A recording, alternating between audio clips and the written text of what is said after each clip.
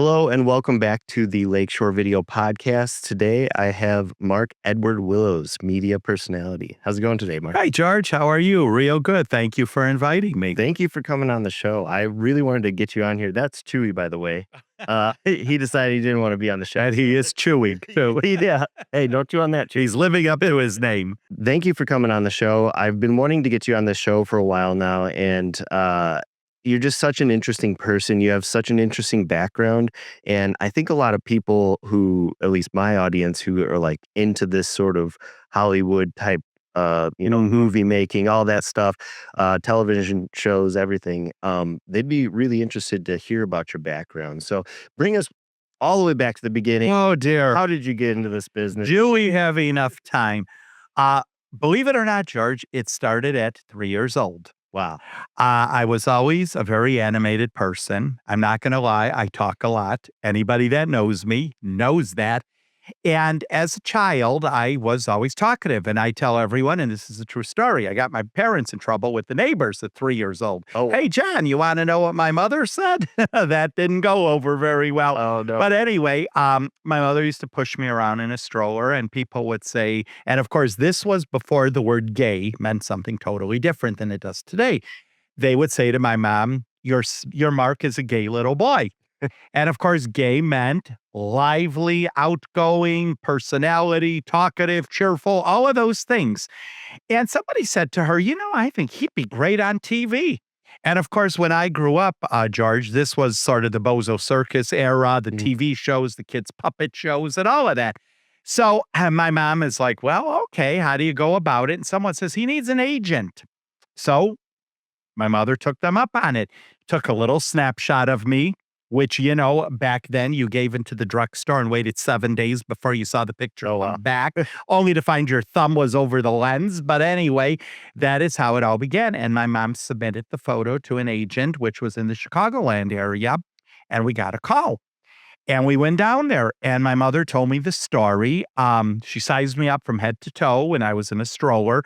Now, I also want to point out to the audience, today, things are a little bit different. Back then, I was the only baby. Today, you're going to have 500 babies. Oh, yeah. That's kind of the way it works today. So anyway, we went down there. She sized me up from head to toe, and she said, like, I guess the police would say, book them. That was what I was told. And I was booked for a McDonald's TV commercial. Wow. And I was in it with a mother and a father. They brought me in a bassinet.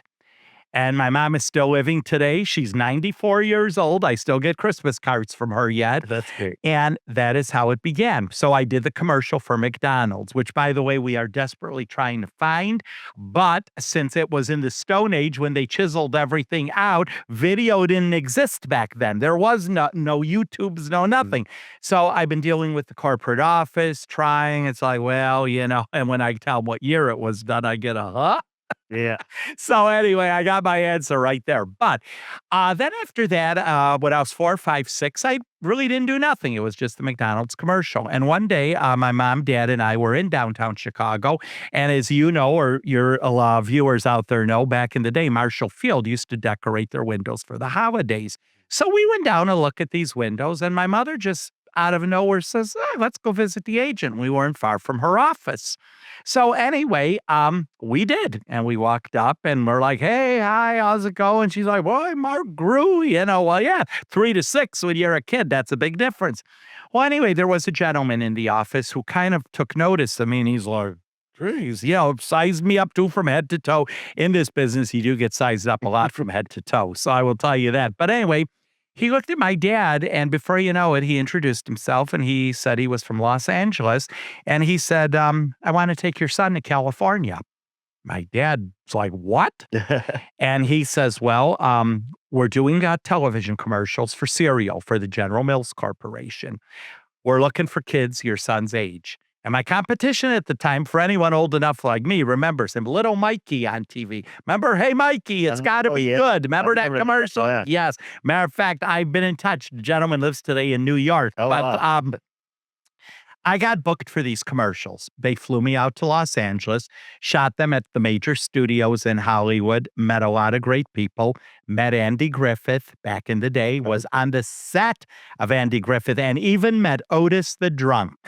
And I will tell you, he was a businessman, true and true. But anyway, I met the cast, and one thing just led to another, like a lot of professions. I mean, you start somewhere, you work for a veterinarian's office. Before you know it, you're a vet. I mean, this is how it is. And one thing led to another. But anyway, when I was 6, 7, 8, and 9, I did all these cereal commercials. And at 8 years old, I won an award given to me personally by Lucille Ball for outstanding child in a TV commercial. And I still remember Lucy had this real raspy, probably cigarette voice. And she said to my dad, "This kid is going to go places." Always remember that. And there's also a twist to this story because I hate to give my age, but this was 1968. And I got the award at the Ambassador Hotel in Los Angeles. And this, like I say, George, this is a story in itself because an hour late, well, hour or 2 hours later, it is the same room Robert Kennedy was murdered in Oh, that I got the award in. The same oh, room, which makes me believe was the killer in the room when we were getting the award. We don't know that till today. But anyway, that was a story. And one thing just led to another. And then as I got older, I had a love for this business. As a kid, I did the work and I grew to love the work. mhm. I was like, wow, this is great. Who wouldn't like this? They brush your teeth, they comb your hair, they put makeup on you, they bring you your food. Yeah.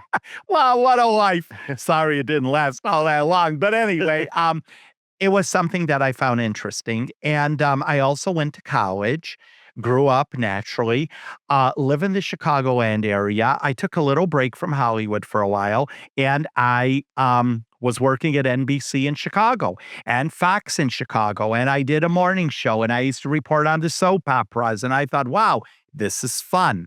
So then I also always enjoyed writing because that was my major, journalism, Mhm. and that's what my degrees are in. So anyway, I used to write for a magazine who sent me back out to Los Angeles to do behind the scenes of Days of Our Lives, which was a very popular NBC soap opera that I used to watch. I mean, they were like my second family. So I was like, wow. So I went out there. And of course, when you write, you meet the powers that be. And I met the powers that be. And before you know it, I ended up with a role on NBC's Days of Our Lives. And Wow. after that, I continued to write for the show and write about the show for magazines and interview the stars and do all of this stuff. And then I came back to Chicago, finished my college education, got the degree, and still in the business so many years later. Today, hosting a podcast like you, Gavin Cabin. I have to give it a plug. And right now, I currently work on the radio. I do Z107, which is out of Northwest Indiana, but it streams. You go to 107.1fm.com. We stream there. Every Friday, I do an entertainment segment, which is called Hollywood Snippets, where I report on the backstage of the entertainment business. And one day the management approached me and asked me to do some feature stories, which I do now on things happening in the region. I cover different events and I really enjoy that. I mean, I meet mayors and all kind of people and talk to them. So it really is a lot of fun. And like I said, here I am, 5 decades later and still in the business. Wow. And it's just a business that I love. And I encourage anyone, be it this business, George, or any business, the word is persevere, pursue, follow your dream, follow your heart, because will you be shot down? There is not a day that goes by that I hear from people, what the heck did anyone see in you? Why are you doing this? You're not good. Whatever. Mhm. You know what? Fine. I'm doing it. Yeah. And that's the way I look at it. And I met a lady, I will not mention the name, but a veteran broadcaster on the network, household name. And I met her down at NBC and we talked one day and she said to me, I started in this business, little small market. One day news director came in, kind of a hot honcho, and he looked at her and he says, dear, I'd get out of this business if I was you. You're nothing to look at. You don't have no talent, nothing. Look where she is today. Top of her game, making 7 digits a year. Oh, wow. Oh, yeah. She could have listened to him. She'd probably be twirling cones at the Dairy Queen. Yeah. The question is, where is he today? And I took it upon myself to do some research. He's spinning pizzas in San Francisco. Oh, wow. Oh, yeah. So this is what I Yeah. mean. If you were to take that seriously, Mhm. and God, getting back, I'm probably one of the few that have done all facets of this business. I mean, radio, television, newspapers, magazines. I've done it all. I've interviewed. Yes, I interviewed Oprah Winfrey before the world knew who Oprah was. 1986. I worked for a little company called Multimedia Cable Vision, Mhm. which is when cable TV was just coming into the market. And I did a local version of like TV's Entertainment Tonight. And I did local stuff and I interviewed Oprah when she gave a speech at a college. And I'll never forget, I stood there and the limo pulled up and I mean, my hands were shaking. I was this little fledgling out of college and I'm like, oh my God, it's Oprah. And she came right up to me. And the first question I asked her was, what was it like to be nominated for The Color Purple? Because that was the movie. And Oh, okay. she told me, well, she went into the school, which was St. Xavier's University, could give it a plug. And anyway, her staff came out and they said, how long are you going to hang around? And I'm like, why? And they says, well, Oprah says she wants to talk to you. I thought, oh, Lord. God, she's probably going to say the same thing. Get out of this business now. You're no good, whatever. Yeah. Well, anyway, she came up and asked me what I do for the station. And I told her. And I says, every Tuesday night I have a show. I says, if you're someone, you're on the show. And she's like, I want to do the show. Oh, cool. And I looked at her and I says, oh my God, we'd love to have you, but I'm going to tell you right now, there's no money. We can't pay you. There's no limo to bring you in. There's nothing. Don't worry, I'll get there, she said. And she did the show. And on the program, and this always blew me away. And so many years later, I still think about it, that apparently Oprah had no confidence in herself because she said to me, well, they hired me to do a show called AM Chicago. And she says, I probably give it 6 months. And yeah, who knows what's Oh, going to wow. happen. Well, we all know what happened. Yeah. So, that is the business. And I have just pursued it. I also fulfilled a dream about 3 years ago, which was to write a children's book. Oh, okay, cool. Always wanted to do it. And the book is called Silas and Sophie. Chewy, eat your heart out. Silas, Silas and Sophie. And it is available on Amazon, Mark Edward Willows. And you know me, I'm always pursuing something. Mhm. I have a lot of connections. Any idea that comes up, I always give it some thought. And I'm like, why not? Well, anyway, a production company approached me out of Los Angeles and says, we need to turn this into a stage play. There are no stage plays for children. Yeah. And, back when I was growing up, as you know, George, Charlie Brown, you name it, there were Mhm. plays all over the place. Sure. That is true. Hey, kids today have nothing. So I says, well, okay, what's involved? Well, of course, there is a procedure involved. I had to fly to Los Angeles, met with these people and all. And I actually have a wonderful gentleman. His name is Leonard Feddersen, and he is the senior executive producer behind this project. His whole family's been involved in the Hollywood business since God way back when. And he's like, Mark, I can do this. Leave it to me. Well, anyway, the play was supposed to open in this past March in Los Angeles, but it did not because of the fires out there in one of the theaters that we had booked. Lost the back end of the theater. They're right behind the Santa Monica Hills. Well, okay, that didn't work, but it probably will be opening in June. And we also have a goal to open it on Broadway in New York. And Oh, I have wow. already met with Broadway producers that have been very interested. Wow. It's a wonderful play. We already casting has begun. We already have a little boy who's 8 years old that plays Silas, brilliant kid. And we have a dog that is going to play Sophie in it. And believe it or not, she is a theatrical dog. She does stage plays. And right now her name is Seamus. Oh, cool. It's a boy's name, but they named her Seamus. So I'm like, okay. And she lives in Boston, Massachusetts. Wow. And she will be the one that is in the stage play. And it's going to be just like the book, Silas, Sophie, mom, dad, everything. But we did extend the cast because you have to for a stage play. And we extended it to a grandma and a grandpa. Oh, wow. That will be in the play Interesting. too. And it's going to be about an hour play Cool. that kids can come and see. And real dog. And as you know, the stage play, Annie uses a real dog because we were going to go like animatronics. We didn't really know what to do. But we're like, no, we need to get a real dog. Yeah. So that is what we did. And that's going to be coming out real soon too. That's amazing, man. The your history with like the whole entertainment business is just so extensive, and like it's so much to cram into one podcast. It So it it it's really amazing to is, hear and all you know this. what? As long as I have been in it, and I tell this, George, to everyone, I'll tell it to your listeners, it's a circle. Mhm. I mean, when I go out to Los Angeles, I see the same people. Yeah. I go to the Emmy Awards, I see the same people. Mhm. "Hey, how you doing? Hey, buddy. Hey, looking good, blah, blah, blah." All that Hollywood bull, I always like to Yeah. call it. If you take it seriously, you'll have a problem. Mhm. But that is the industry. Well, And it is a very difficult industry to get into. yeah. What Probably if I were starting today, it Yeah. wouldn't happen. It was No. different many moons ago. So for like a young person now, what do you think like the difference would be for them trying to get in now versus back when you got in? One word, competition. Oh, okay. Yeah, it's a A little lot bit more. tougher. Today it's for a guy 6'3", blonde hair, Mhm. blue eyes, buffed body, woman, 5 foot something, everything out to here, ladies, Mhm. that's kind of what it is today. Yeah. But again, there are exceptions to the rule, Yeah. especially in television commercials. And I've done many of them, a Mhm. lot of TV commercials. They want a person that looks like a person.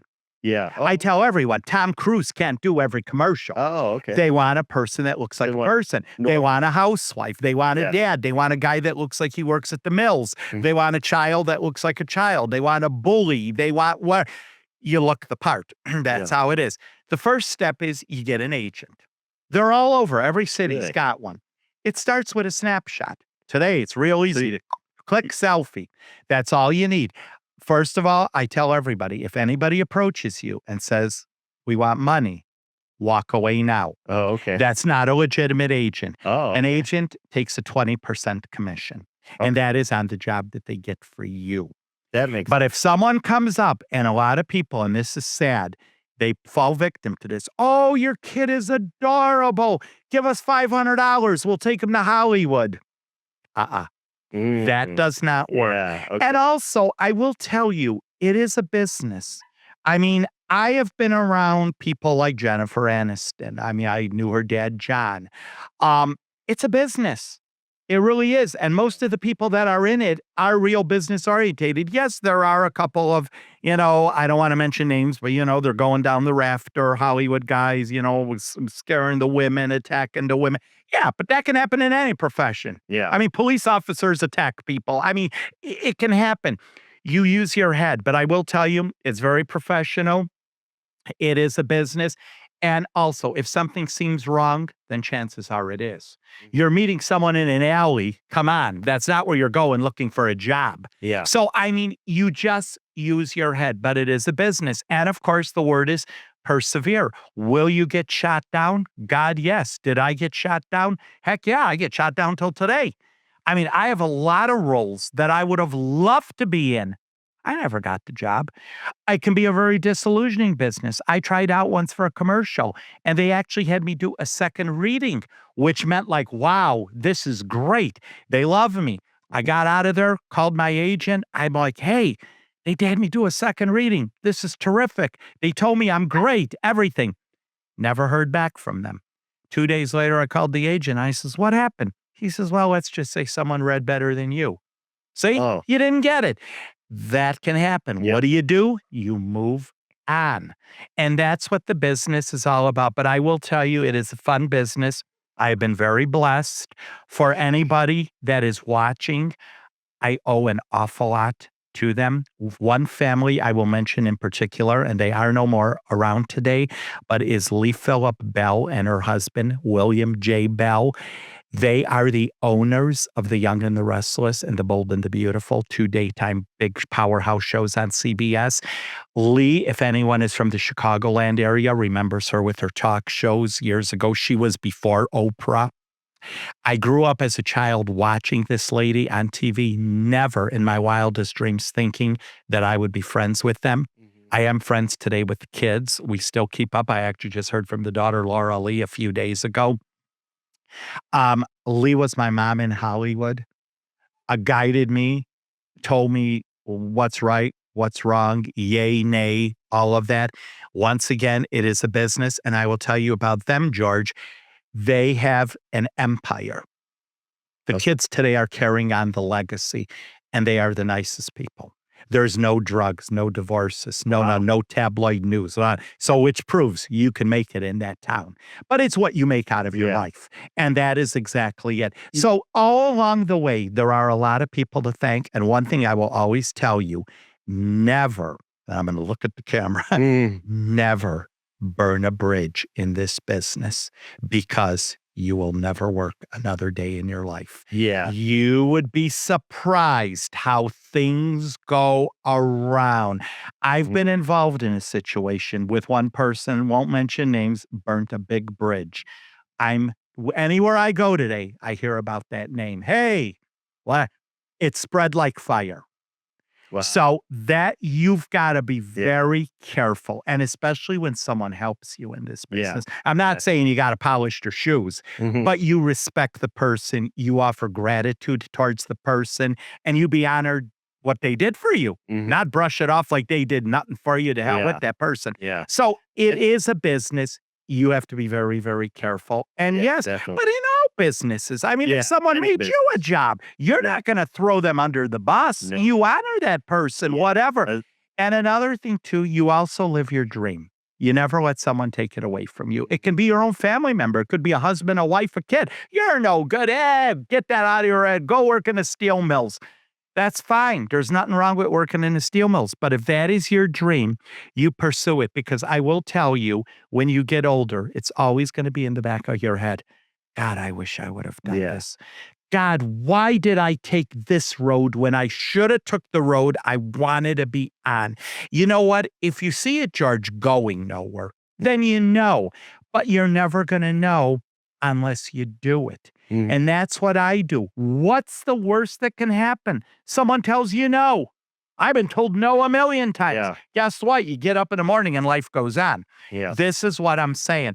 But you know what? If I would die tomorrow, not that I want to, but if I were to die, I've really accomplished a lot of goals in my life, things that I never thought I would. Because I am just a kid that was that little kid in a stroller from the south side of Chicago that grew up. And if someone ever told me I would take it out to Hollywood and meet the people that I have met, gone to the places like the Emmy Awards, at Warner Brothers Studios, at the Beverly Hills Hilton, sitting with Betty White. Oh my God, my parents would roll over. Really? I never thought. And yes, the bottom line is, it can happen. And if it happened to me, it can happen to anyone, because that is it. But you have to pursue it. Do you think, like, a young person, this is kind of like the classic thing that young people will do, is just move out to LA and just kind of bump elbows with people? Is that something that No.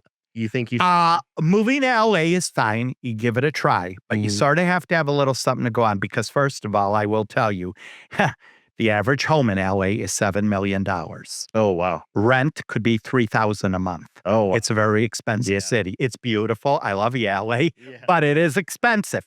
You have to kind of go with something. But yes, rubbing elbows, making connections is real important. I mean, I have friends in Chicago that are in the business. I won't mention names, but I've worked with them at NBC, at Fox. We keep up. I have friends at ABC in Chicago, dear friends. I go down, I visit the studio. I mean, well, people have probably seen me. I post pictures on Facebook. I mean, Cheryl Burton from Channel 7. I know Stuart Bell. He's a director, news director, fabulous guy. I'm friends with Douglas Ekman. I just opened for him at Zanies in Chicago a couple weeks ago. He's a brilliant guy. He does all the Prevagen commercials on TV. 80-something years old. Brilliant. Still in the business and still doing it. So connections are very important with the right people. So, but once you throw someone under a bus, right, you will be smashed. So Trust me. you think people could still make good connections even in, like, Chicago? Oh, yes. Even Chicago, Georgia's major market. Chicago, New York, and LA. Absolutely. But do whatever you can do. Community theater, vital. Yeah. Get an agent. go see plays, study your craft. It's like a woman baking a cake. Every time you make the cake, you're perfecting it better and better. Yeah. That is how the business works. Never say no. You may not make a penny when you're starting out, but you're playing King Arthur on stage. Yeah. And I will tell you, every blurb on a resume counts for something. Yeah. Never take something too small. Never. Because like I said, everything counts for something. One other thing I wanted to ask you, why did you stay in Indiana? I'm asked that every day. Why are you living here? Well, first of all, I am from Chicago. Yeah. Born and That raised. makes sense. Planes fly. They leave every hour on the hour for Los Angeles.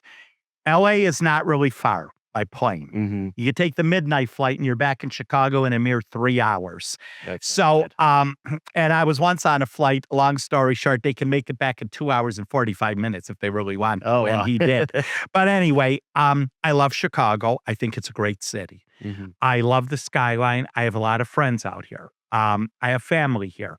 And I have family and friends in Los Angeles. It's a back and forth thing. I actually do have a home in Los Angeles. Oh, okay. Yeah, I actually have 2 homes in Los Angeles, but I have people that live there. It was a little investment thing. They actually pay the rent. They pay the mortgage. Nice. Yeah. Yeah. I have one in Glendale and one in Santa Monica. I love it. LA's a great city. Again, I don't want to bash LA, but I don't like your traffic out there. You stand for 3 hours. I also am a 4-season guy. I like a little snow. I love the okay. fall leaves. I love all that. So why not? And I have a lot of friends that all work in LA, but live all out of Los Angeles. Yeah. Well, that's refreshing to hear that you can kind of make this business work from anywhere. You could. And also with what we're doing today, technology, anywhere. Nowadays, you don't really need to sit in an office in Los Angeles. You don't. I mean, back in the day when I used to do character analysis of soap opera actors, oh my God, Mark, you need to come to LA. Days of Our Lives hired a new actor. Oh God. Okay, boom.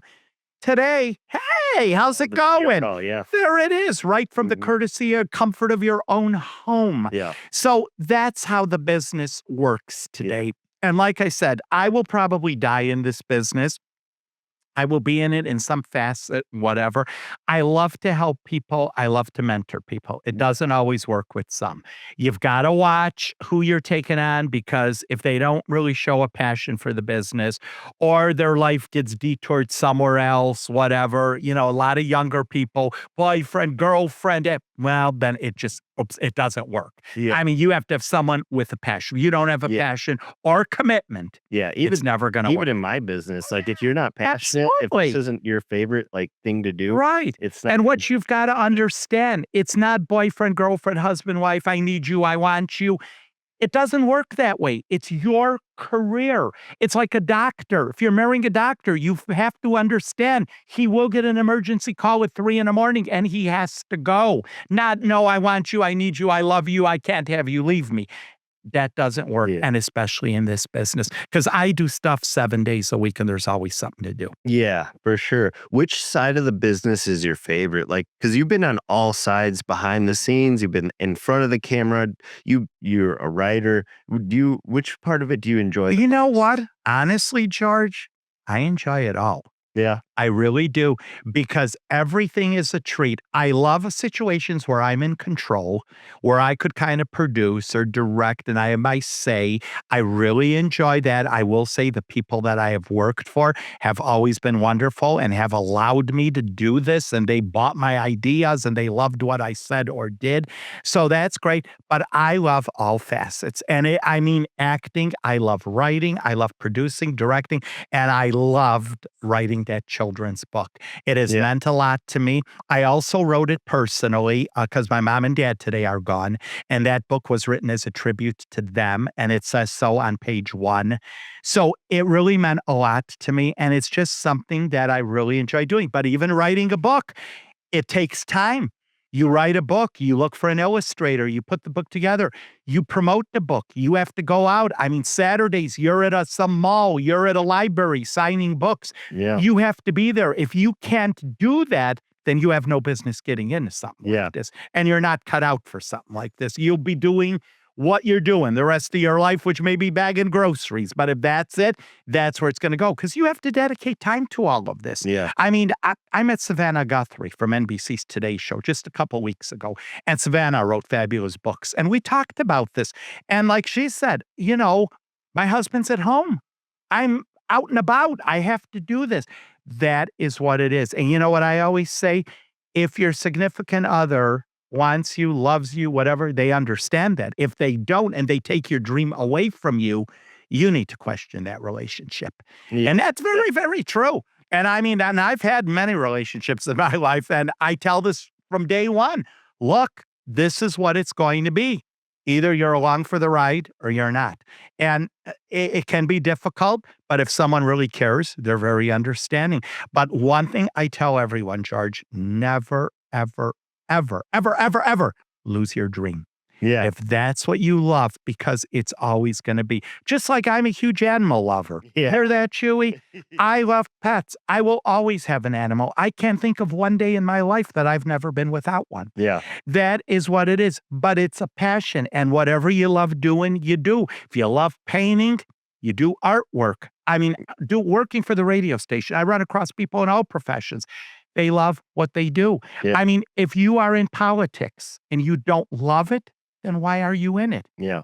I mean, if you're going out to be a nurse and you can't stand the sight of blood, then why are you going out to be a nurse? Yeah. These are the questions you need to ask yourself. If you can't carry 100 pounds, then why are you going and applying for a job that requires that? You don't do that. And I know we all need a job, and that's very true. Everybody needs a job in life, but you have to be happy with what you're doing. And if you get up every day, look me in the eye, folks, and driving in the car and saying, ugh, another boring day. Oh, I hate the boss. Then you need to ask yourself one question. Why are you doing this? Because you know what, George, we are all given one chance at life. Yeah. One opportunity. Once those eyes close, folks, it's over. It's done. And I'm the type of guy, I don't ever want to be on my deathbed and say, God, I wish I would have done that. Yeah. Because I'm going to go and do it. And that's the type of a person I am. And that's the best advice that I could give anybody. Fulfill your dream. You go to college, fulfill it, work and get your degree. Education. I'm big on education, also very important. It teaches you many things. It's not just a job. It teaches you about life in general. But again, that's it. Pursue, follow the goal if you want to be somebody in life. It may not work right away. Keep going. And you know what? Sooner or later, it does. And my belief, folks, I've been in this business so long. If you want to get the president of the United States on the phone right now, you know what, George? You could.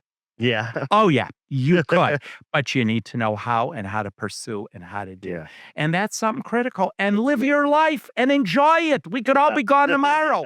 That's what all of this is about. Yeah. That's great. Well, it sounds like you're living your life to the fullest. And I am. I really enjoy. I really do.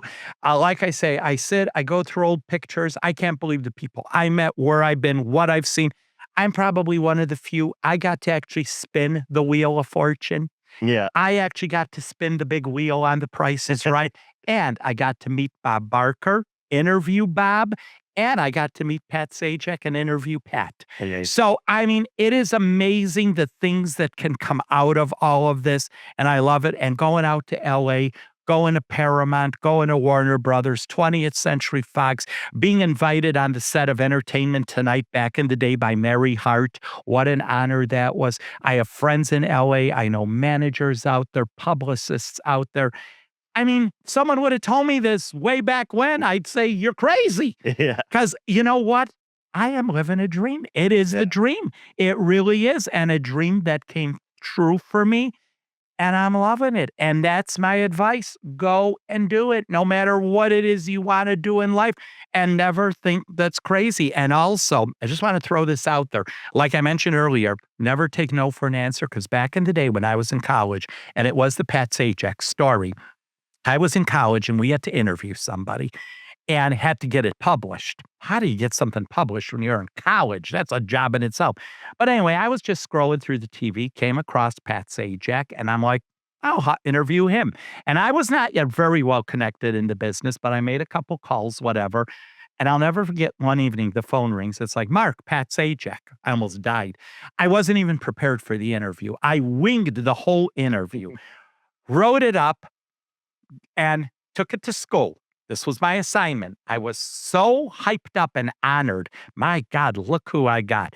Well, anyway, when she gave back the papers, I got a big red F on it. Oh, Telling me no. it's no good. Everything was wrong with that article. And I was like, what?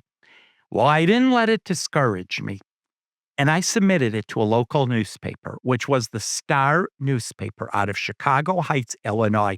It's no longer around. I don't even know if this lady is still around. Her name was Ann Gallagher. I always remember the editor's name. Ann, if you're listening, thank you. Mhm. But anyway, back in the day, George, you know, when you folded it and put a stamp on it and mailed it in a box, it took 3 days to get there. I sent in the article, and one day the phone rings and it's like, Mark and Gallagher. And I thought, okay, be still. Here it comes. She says, I read your article on Pat and I loved it. She says, you know what? I even found $25 to pay you for it. Oh, wow. And get this. And I still have the article, folks, till today. They made it the cover of Sunday's TV Guide. Well, when Oh, that article came out, you can be sure who got the first copy. yeah. That teacher in school, right in front of her. Nice. And you know what she said to me? Well, that's an opinion. And I says to her, Oh. but your opinion is failing me. Yeah. So that's my point. Yeah. Never take no for an answer. And today, folks, I have articles written, George, from the floor stacked to the ceiling. Now, I could have listened to this teacher, Yeah. and I'd be probably shoveling coal today for a living. Yeah. So that is my that is my thought. You don't listen, you pursue it, you go Yeah. and do it. Now, where is she today? I don't know. And I will tell you, after all this happened, because I did see the president of the university and I needed answers because I didn't think it deserved an F. No, maybe it didn't deserve an A, but not an F. Yeah. 6 months later, she was fired. Oh, I don't wow. know if this had anything to do with it or not, but that's my belief. That's fun. You pursue your dream and you go after it. Yeah. And You know, never let anyone tell you. the story about your teacher failing you, that's kind of funny because when I was in college, one of my classes, we had to come up with ideas for TV shows. Mhm. And the TV shows that I came up with was basically what is now Chicago Med, Chicago Fire, Really? Chicago PD. And my teacher was like, what makes it different? Why do you want to do this? I'm like, because they've done it in all the other cities.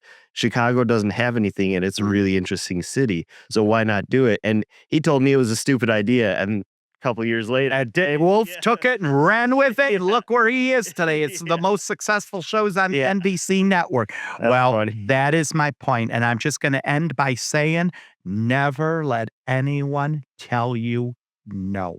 And of course, my famous never burn a bridge because you will live to regret it. Especially in this business, Yeah. you will. I mean, word travels fast. Like I told you earlier, it's happened to me. I mean, I go today and people, hey, where's that so and so? And I'm like, oh boy, it spreads like fire. Yeah. So that is something. And you know what? You be cordial and you treat people with respect. I owe a lot to people. I would never cross that bridge Yeah. and burn it. I mean, I owe a lot. No, I'm not saying you give your life to someone, but you respect and you show gratitude to someone that helped you. And that's real important, especially in this business. And trust me, you will go a long way. Yeah. That's great. Where can people find any more information about you or the Well, I'm on if- Facebook at Mark Edward Willows, and I'm also on Instagram, and I'm always on Facebook. I mean, people can message me, private message me, and of course, I'm on Z107.1 radio every Friday at about 10:10 in the morning and 2:10 in the afternoon, and that is a Northwest Indiana radio station, which extends out to Chicago and to South Bend. And there are 3 stations. It's actually Z107, X-Rock 103.9, and Indiana 105. They're all owned by the same corporation. So my Hollywood Snippets is on Z107. But when I do special features on whatever, that is on all 3 stations. Awesome. And then your play. Where can we? Oh, well, we're looking for the play, which will be Silas and Sophie. It's opening in Los Angeles. I'm trying to get it into Chicago. And like I say, hoping for Broadway. So it will just be Silas and Sophie, the children's play. Perfect. That's what it'll be. And the book, of course, is again on Amazon. And my Available face right is now. all day. I'm all over on Facebook, posting everything, pictures, whatever. And what I love most about this work, the things you do, I'm actually going to be hosting an Easter parade coming up for a local community out here.